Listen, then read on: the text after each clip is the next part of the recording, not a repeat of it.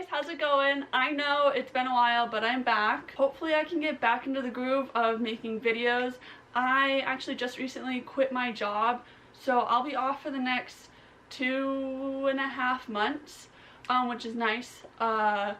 So I can start doing this again and making more videos. I'm really excited about today's video. It's different from my previous videos since I have so much time on my hands and I'm going to be trying to push out more videos.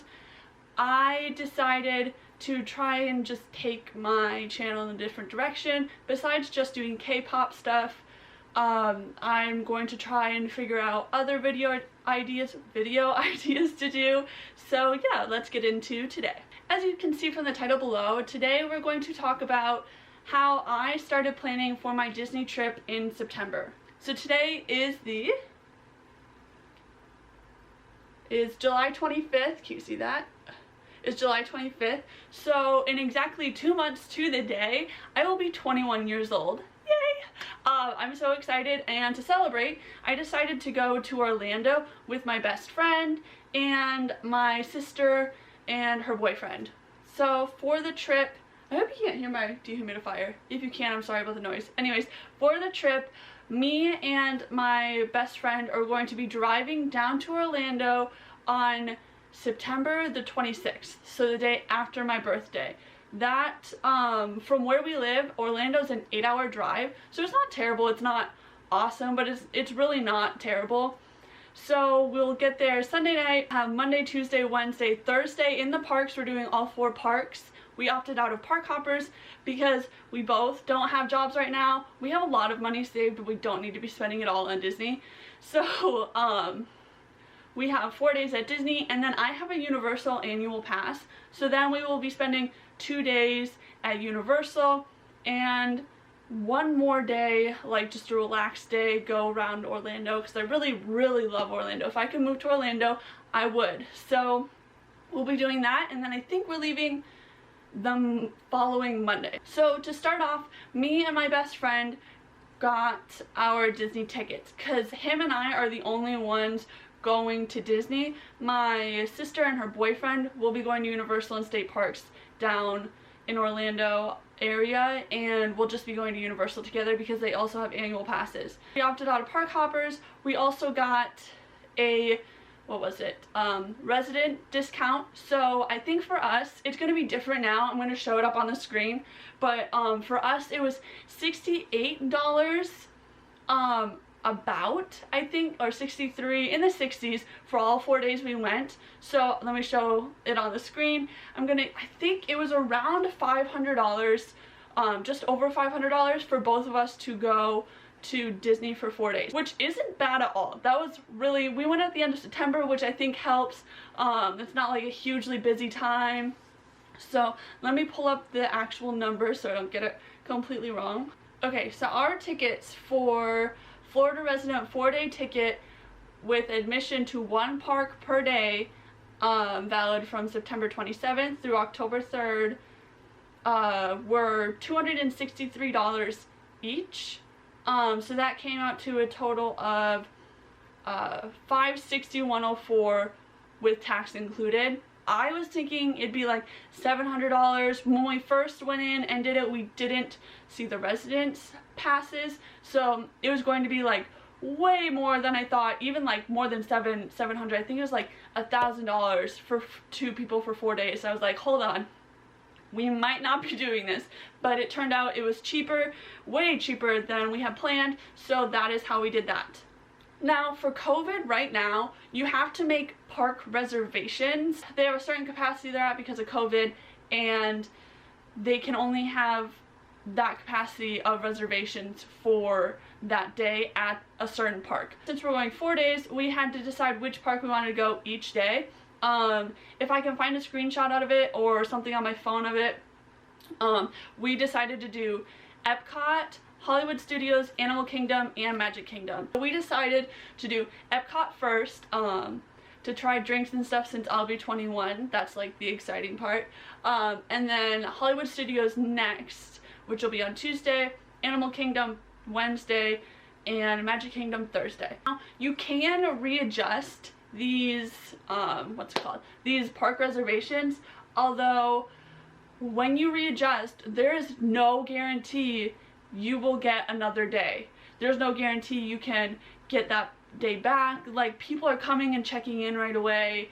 After you buy your passes, it is strongly encouraged to go and check in or reserve the days you're going to go, so that the days that you're planning on going, they don't fill up. So then for hotel reservations, this one was probably so far the most difficult part about going down to Orlando, because hotels can be so expensive. What me and my best friend were going to do is we were going to get an Airbnb closer to Disney, because Disney property hotels and resorts way too expensive, not in our price range at all, which is totally fine. Like, we don't need to be that close. But we decided that we were going to try and get an Airbnb. Airbnbs were really expensive also, and we were only going for the first 5 days of our trip, and then we were going to go stay with my sister and her boyfriend over in a Universal resort, because those are much cheaper and then we'd be close to the parks. Well, it wasn't working out. We were going to be spending like $800 on a hotel, which isn't crazy, but also not in our budget. So what we decided to do is do a Universal resort the whole week we're there. So it's like $200 a person for the whole week, which is really, really, really great. So far we've only spent, like, on reservations and park tickets, me and my best friend have only spent like just over about $500 each, which is really, really, really awesome for park tickets and for a hotel reservation. 3-bed, 1-bedroom, technically 2-bedroom, room at a Universal resort. I think it's called Dockside, and it's only like 20 minutes from the park, which is kind of far for some people, but to save the money, it's really advantageous for us to save money. So we really don't have a problem with it. Next, I want to talk about restaurant reservations, meal reservations. I wasn't planning on eating anything but like quick service or snacks inside the park, except for one day at Magic Kingdom. I really, really, really wanted to do a I think it's called Be Our Guest, which is the Beauty and the Beast dine in, sit down, table service, whatever you want to call it, restaurant, and it's like a three or 4 course meal, I don't know, and I really wanted to do that. Beauty and the Beast is one of my favorite Disney movies, so that was like top priority. I don't need reservations to anything else. We have plans to eat other places other days. Disney only allows you to make reservations 30 days out from your park reservations, so I have to wait to do that, but I know that we will at least be doing that. I don't think we'll be doing any other reservations on site in the parks, because we have a Korean barbecue place we want to go to, a ramen place, we have a bao place we want to go to, so that's the only in the park reservation that's kind of like important to me, and my best friend really doesn't care. He's just in it to spend time with me and have fun, so he's not picky about anything. I would highly suggest looking at the menus beforehand, and so you can get an idea of what you actually want to eat, what you can't eat. Okay, so now I want to talk about resources I found that tend to be really, really helpful about what to do, what to wear, how to navigate the parks, and like how to just plan my trip overall. The first resource, really simple, you're on the site already, YouTube. Even if you're just watching like vlogs of people going to Disney World or traveling to Disney World or packing for Disney World, it is so helpful. I have found so many YouTube videos where I'm like, oh, that's a cute outfit to wear to Disney. Now I have an idea about what I should pack or buy and purchase. Another thing that I found really useful, it's one podcast in particular called Your WDW. Double Your Walt Disney World. Double your, say that 2 times fast. I cannot. Double Your WDW.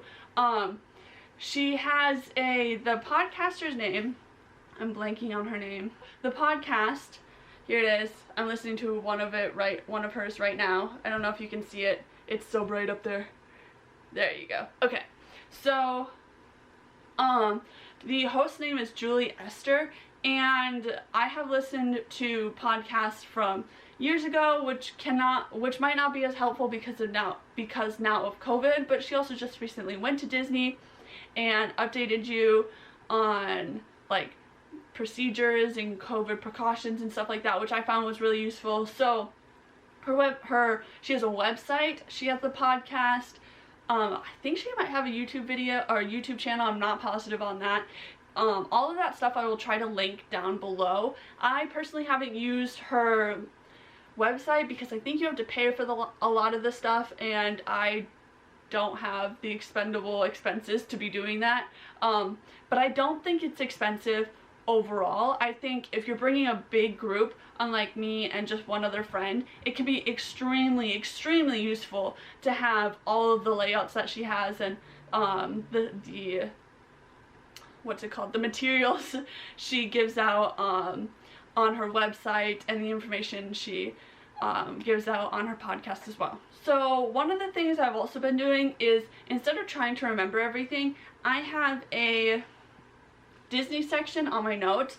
I actually, before I found out that they weren't doing fast passes, I got all the fast pass information on here. Turns out they're not doing fast passes anymore, so doesn't matter. This is for next time at Disney. I also wrote, like, put down messages about rope dropping, going for a rope drop for really big rides, like Flight of Passage or the Seven Dwarfs Mine Train, Tower of Terror, things like that that have a longer line in midday where we'll be at the park. I also found out that leaving the park from noon to 5 is like ideal time to go and rest and take a nap, and then coming back is good. Noon to 5 are peak crowds. Okay, so for the what's in my bag part of going to Disney, like I said, now I feel more comfortable carrying a bag because there will be no lockers as far as I know. If that changes, I'll have my fanny pack just in case because we're going to Universal, so I can always do that. But some things that I put in my notes to carry in my bag are things like wet ones, so like wipes, sunscreen, obviously a battery charger. Everybody keeps talking about battery chargers. My phone holds battery pretty well though, so I'm unsure if I should bring a battery charger. Some people suggest fuel rods. Julie Esther from the podcast does not suggest them. She says they get really, really, really hot and they don't have a lot of energy to them. So maybe not. Hair ties, obviously. I've seen people suggest deodorant, like chafing, what's it called? Chafing cream, which I've never had a problem with that, unless I'm wearing jean shorts. And later in the video, you will see I'm not wearing jean shorts as far as I know, so maybe that won't be a problem. I've seen somebody suggest a fan to put on the end of your phone, but we're going at the end of September and I'm used to Florida heat, so maybe I won't need it. It's going to be like in the 80s, which is still hot, but it's not entirely miserable. And last, somebody suggested an autograph book. Now I don't know if I really want to do this or not, but I think I might want to, just for the memory portion and just to collect them. I think that'd be really cool. So yeah. So now I want to get into what I have planned so far for outfits. So I bought new shoes. I bought new shoes specifically for Disney. Sorry, my camera stopped filming. Why does it look like that now? Has it always looked like that? I think it has. Anyways, okay. I saw somebody suggest these Adidas Superstars or All-Stars. And I've always wanted a pair. Always wanted a pair since like freshman year of high school. So I bought them and I'm breaking them in. I've worn these so far. I'm gonna break these in. I really like both of them. They were on sale, so I bought them. I bought these shorts from Adidas, which I like so much. They're so cute, so comfortable. I won't be wearing any of this stuff besides my shoes to break in until the park trip, because I bought them specifically for my park trip, and it makes things a little extra special. I think it probably sounds really stupid, but people who buy new clothes often and like buying new clothes probably understand what I'm saying. When you buy them for a special occasion, you don't wear them till that special occasion. So these shorts with, and again, I know it's probably going to be hot, so I'm probably going to just wear a different shirt with these shorts, but this sweatshirt I had to get to go with it. I absolutely had to, because they match, like they're supposed to be a set. So I got it just in case it's not that warm and I can end up wearing them both. There's always that off chance. And then I did get this sweatshirt yesterday too, but I'll probably take it to Disney, but I didn't buy it specifically for my trip.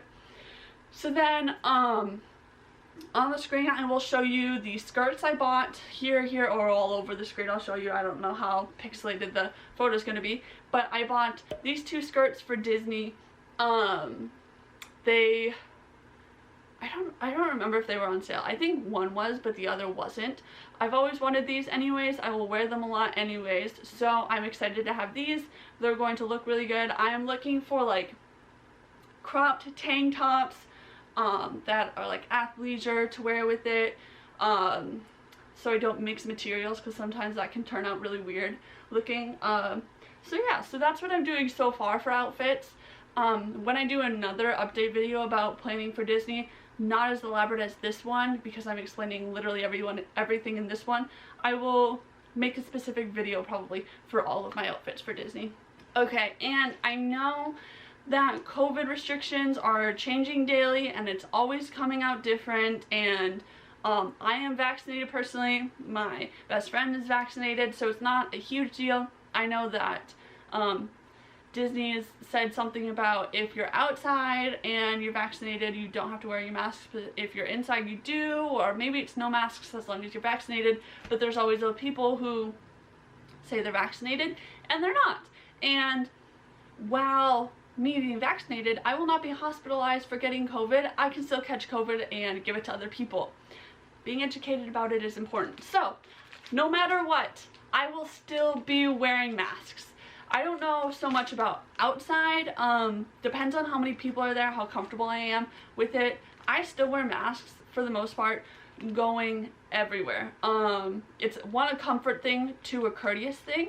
There are people who can't be vaccinated right now, or there are people who aren't vaccinated, and I can still catch it. So I'm not going to put a lot up to luck with masks. So I will probably still carry them on my bag and put them on when I'm inside of a store, or if it's extremely crowded at Disney, then I will put on my mask as well. It's like a comfort thing, a courteous thing.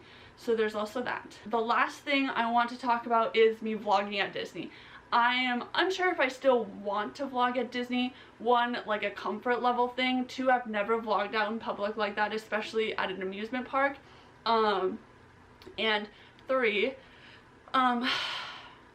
it's like, I don't know if it's gonna be a burden. I don't know if it takes away from the experience if you vlog it, but either way, I will bring my camera and decide when I get there. So yeah, if you guys are interested in more Disney stuff, Disney planning, more will be up soon. My Disney park experience will be up after I go.